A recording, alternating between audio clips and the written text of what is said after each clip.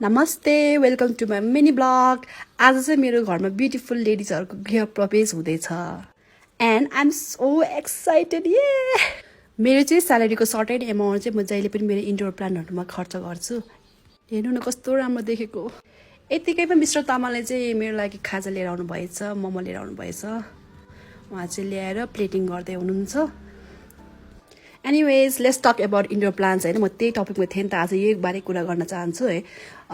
I love greenery होइन। मलाई चाहिँ हरियाली एकदमै मनपर्छ। अफिसबाट आउँदाखेरि पनि एकदम स्ट्रेस हुन्छ, लाइफ हाम्रो डेली लाइफहरू एकदम बिजी भएर प्रेसर भएर हुन्छ नि त। घर फर्केपछि यिनीहरूलाई हेर्दा चाहिँ मलाई एकदमै आनन्द लाग्छ। मेनली यिनीहरूलाई पानी हाल्नु पाउँदाखेरि चाहिँ आफूलाई पनि कसैले केयर गरेको जस्तो फिल हुन्छ क्या मलाई चाहिँ।